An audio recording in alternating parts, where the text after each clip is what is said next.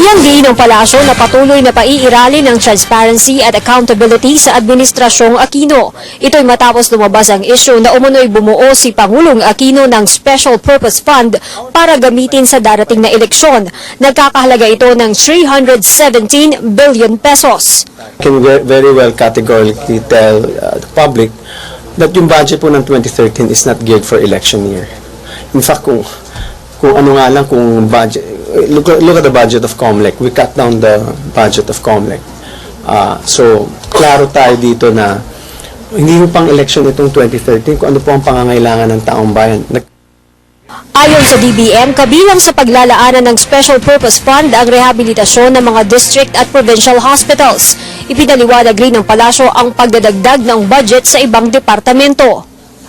Lumaki po ang budget natin for CCT dahil dumami po ang ating magiging beneficiaries for 2013.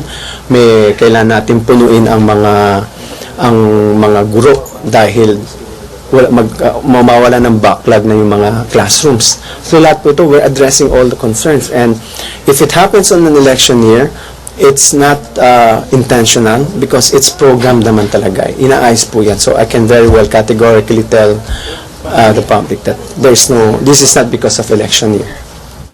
Ayon rin sa palasyo, noong binubuo ang budget, may ginawang konsultasyon ang DBM sa civil society groups, sa mga negosyante at mga miyembro ng akadim.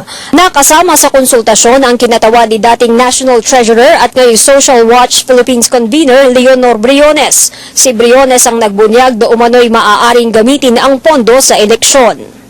Our position by the Aquino administration is that the budget is open, transparent, and you can ask questions. In fact, the budget is already up on the website. If you need to ask questions, Secretary Butchobad was in fact mentioning to me that Lillian Briones could have gone to him and asked those questions instead of going to media. But again, since it's already out in media, Secretary Butchobad is more than willing and able to explain. And definitely, the budget for 2013 was not geared for election.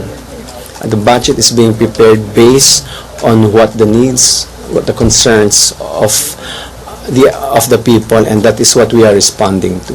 Para sa Telebisyon ng Bayan, Elena Luna.